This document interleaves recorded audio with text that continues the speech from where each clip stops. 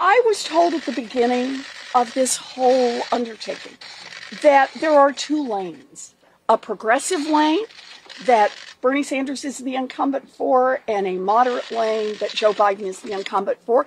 And there's no room for anyone else in this. I thought that wasn't right, but evidently I was wrong. Welcome to The Real News. I'm Jess Lenore. It's a brand new race in the Democratic primary, with just 3 candidates left, led by Joe Biden, who beat expectations on Super Tuesday after a commanding victory in South Carolina and after the backing of several former rivals and much of the Democratic establishment. If Bernie Sanders is going to win back the momentum, he needs a strong performance in upcoming primaries and the Democratic debate. On Thursday, Elizabeth Warren announced she's suspending her campaign. I've had a chance to get out there and talk with millions of people. And, we have ideas now that we talk about that we just weren't talking about even a year ago. A 2-cent wealth tax and universal child care that could be real. We could make it happen. And canceling student loan debt for 43 million Americans and raising Social Security payments. Those are life-changing events for people. And we can actually do this. The next Democratic debate is March 15th and will be followed by delegate-rich primaries in Arizona, Florida, Illinois, and Ohio on March 17th. Well, now joining me to discuss all of this and more is Norman Solomon. He was a former delegate for Bernie Sanders, co-founder, national coordinator of rootsaction.org, which is supporting Bernie Sanders, and he wrote the recent piece, A Profound and Historic Question for Elizabeth Warren, Which Side Are You On? Thanks so much for speaking with us again, Norman. Oh, glad to be here. So looking forward, the stakes couldn't be higher for the Sanders campaign. Obviously, he faced a major setback on Super Tuesday. He was the favorite, according to the odds makers. And now 538, the New York Times blog, has given Biden a 7 in 8 chance to take the Democratic nomination. Your thoughts right now? Well, a lot of this is a media and political pundit expectation game. If we had said a month or 2 or 3 ago that it would be down to Bernie Sanders and Joe Biden, most people would have thought that was far-fetched. Bernie has an uphill climb, but certainly can win the nomination and against Donald Trump as well. And what we're seeing now is a corporate gang up on Bernie Sanders. At the political level, virtually almost all of his opponents who have lasted into this last few weeks, basically teaming up to bash and trash him. We've had not only Joe Biden carrying the mantle of corporate America, although he wouldn't quite put it that way, but we see Pete Buttigieg, we have A.B. Klobuchar, we have Michael Bloomberg, you have Beto O'Rourke back from the past. These are like 5 political candidates from the election who had at one time or another huge media cachet and were seen as major candidates. They've all lined up. And some who had framed themselves as progressive, like O'Rourke and others. Yes, and O'Rourke was hard to grasp what he meant by that. He sort of was and wasn't progressive and didn't want labels. And then, of course, we've had this effort by other candidates as well. Most recently, I think, Pete Buttigieg to claim to be progressive, and then within a year after launching the campaign, was very much running an anti-progressive effort. So these are people who, whatever their positive characteristics, have enormous opportunistic tendencies. And I think when you look at those 5 I've mentioned who are ganging up on Bernie Sanders now, what a contrast to somebody who for several decades has been saying the same basic social change message of economic and social justice. And that's Bernie Sanders. And in the midst of all that, now, of course, as you mentioned, we have the recent withdrawal from the campaign of Elizabeth Warren, and that's one of the major unknowns as we go forward as to what role she might be willing to play. Now, you and many others have called for Warren to back Sanders in the primary. She has declined to endorse anyone so far. In 2016, she sat out the primary until Hillary won the race, which angered some people. But, it's been reported that not many people thought that Sanders had a shot, and, he proved them wrong. At least one poll I saw has her supporters split between the two candidates. Warren was interviewed on Rachel Maddow last night. And now, it was a wide-ranging interview. She talked about some of the work that she has done with Sanders. And it's worth mentioning, Warren launched her political life opposing Joe Biden on things like the bankruptcy bill. But she also raised the online harassment carried out by some supporters of Bernie Sanders. I want to play a little bit of that clip. I think there's a real problem with this online bullying and sort of organized nastiness. And I'm not just talking about who said mean things. I'm talking about some really ugly stuff that went on. So Warren went on to highlight the doxing of two officials from Unite Here that had opposed Sanders on Medicare for All ahead of the Nevada caucuses. So on one hand, you have real instances of online harassment, which have really captured the media narrative. And some Warren supporters are concerned about that. And then on the other hand, on Thursday, a Nazi flag was unfurled at a Sanders rally. And as far as I can tell, that's received far less coverage. Can you respond to both? And, Sanders has denounced, he's openly denounced these supporters that have attacked other, supporters of other candidates, including of Warren. But, this still continues to be a major narrative in the media and just what people are saying online. Yeah, I wanted to get your response to that.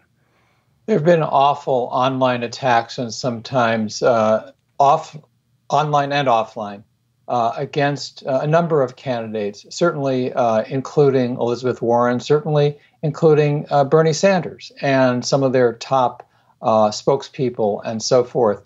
The night before last, when Bernie Sanders basically spent an hour with Rachel Maddow on the air, she raised this as well.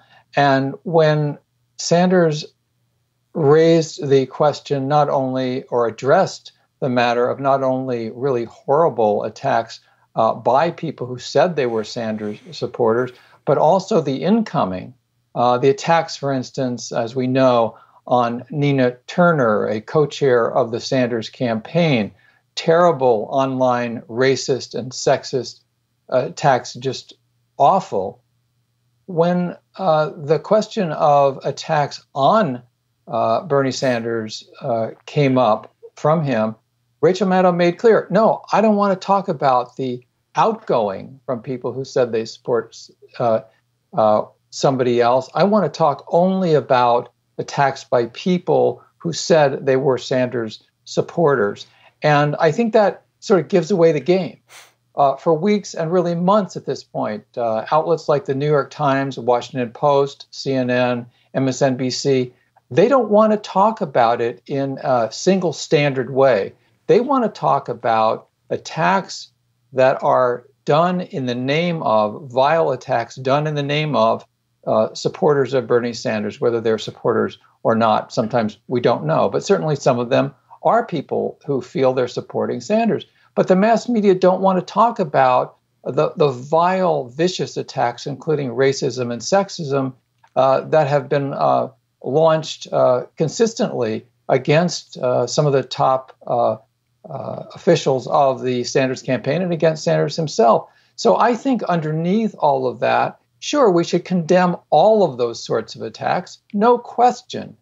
At the same time, why are the corporate media focusing only on one aspect of that, where they feel that they can make Sanders look bad? And the answer, to be very brief about it, is these are corporate media outlets. They're opposed to Bernie Sanders. The Media Watch Group FAIR for many, many months, and actually 4 or 5 years, has been documenting corporate media attacks on Bernie Sanders, consistent, outrageous patterns. So what are the vested interests of these corporate outlets? And I would just sum up. They don't want higher taxes. They don't want challenges to the military-industrial complex. They don't want somebody in the White House who will really go after income inequality and try to diminish the power of huge corporations and the wealthy over our political process. So I think this whole question of online harassment has been really tainted, and the well has been poisoned by the vested interests of corporate media. And Norman, I wanted to ask you, so one argument that I've heard, and something that Elizabeth Warren made directly before she dropped out of the race, something that Sanders will have to address more, if he's going to win over her supporters, if he's going to get this increased turnout, which we saw in places like New Hampshire, but not in some of these Super Tuesday states, is that one of the arguments is that the questioning of Bernie Sanders' accomplishments in office, saying that Warren was the one that could have gotten things done. She had the plan, but really questioning what has Sanders accomplished? Is he the person to get something done? In this current political landscape, So how do you respond to that? Well, Bernie Sanders was known in Congress as the amendment king, very effective in proposing and implementing amendments to legislation. There's a huge benefit that we owe a debt of gratitude to Bernie Sanders for, having to do with Obamacare, the Affordable Care Act. When it was very close in terms of the votes in Congress, whether Obamacare would be passed, Bernie Sanders, rather than simply going with the Democratic Party line, said to President Obama quite explicitly, if you want my vote for the Affordable Care Act, you must put in that bill huge funding for underserved communities via community clinics. And federally qualified health centers received, as a result, more than $11 billion with a B dollars. Like many people around the country, urban and rural areas, I live a few miles from a federally qualified health center that is assisting low-income, middle-income people, and they're able to do it largely because of Bernie Sanders. How often do we hear that mentioned in the news media? Virtually never. And looking forward, the next debate it's going to be Biden and Sanders has already taken the gloves off against Biden. I wanted to play a clip of an ad that Sanders is running in the states with upcoming primaries. When I argued that we should freeze federal spending, I meant Social Security as well. I meant Medicare and Medicaid. I meant veterans benefits. I meant every single solitary thing in the government. And I not only tried it once, I tried it twice, I tried it a third time, and I tried it a fourth time. Well, we've got some bad news for them. We are not going to cut Social Security. We're going to expand benefits. I'm Bernie Sanders, and I approve this message. So you have, the set of ads that Sanders roll out really using Biden's own words against him, which, that's going to happen in this primary. That's going to happen in the general election. We've seen some pushback against these ads saying, look, this is, someone even called it a kamikaze effort. You're going to hurt Biden too much. You're going to hurt the Democratic nominee too much by sort of using these tactics.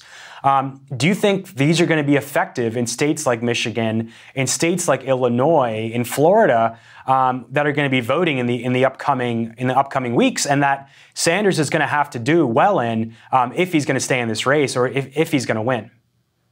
Much of the most effective messaging against Joe Biden will be his own words, the footage, the video of exactly what Joe Biden has said and what he's advocated for and against. And anybody who says, and this is a line from corporate Democrats and corporate media, oh, Bernie Sanders shouldn't do this because then it's going to damage the prospects of defeating Trump. The Republican operatives, the Trump campaign, is well aware of everything about Joe Biden's record. They're well aware of the fact that all of this video is available, and you can bet they would use it against Trump. And not only issues like Social Security and Medicare, but also his fierce advocacy for invasion of Iraq, his advocacy for the credit card companies, and also his fierce support and advocacy for NAFTA. And when we get down to electability issues, again, corporate media rarely ever mention this, is that in the states that determined the 2016 election, they were shocking because Trump won them in the upper industrial Midwest. If you look at Michigan and Wisconsin, Pennsylvania, it would apply to Ohio as well. NAFTA is despised. Working people there attribute NAFTA to the departure of jobs that has decimated communities. Well, Joe Biden championed NAFTA. He championed other corporate trade pacts that sent jobs overseas where workers are oppressed and get very low wages, bad working conditions, and many factories were shuttered in these communities that then voted for Trump. So the reality is that Joe Biden is a sitting duck for the demagoguery of the Trump campaign at the same time that Joe Biden truly helped decimate some of those communities. So this is reality. This is history. And it's better that it come out now than wait until Trump can use it against Biden. Now, Norman, last thing. Today, Sanders was asked if he thinks Biden can beat Trump. He said yes. What are your thoughts on that? Well, we would hope, we need for any Democratic presidential nominee to defeat Trump. I know that Biden has campaigned casting great aspersions on Bernie Sanders' capacities to beat Trump. And we know that the matchups, the polling in those pivotal swing states show that Bernie Sanders is several points ahead of Trump. This is all about a progressive message to get out the vote, get out the turnout, and defeat this horrible president. And we would be best off doing that with a strong progressive candidate. That would be, of course, Bernie Sanders. All right, Norman Solomon, thank you so much for joining us. Co-founder and national coordinator of RootsAction.org, which is supporting Sanders, wrote the recent piece, A Profound and Historic Question for Elizabeth Warren. Which side are you on? Please send us your questions and comments on this video, on Twitter, on Facebook. Thanks so much for watching The Real News Network. Thanks a lot for watching. Appreciate it. But do us one more solemn favor. Hit the subscribe button below. You know you want to. Stay up on the videos.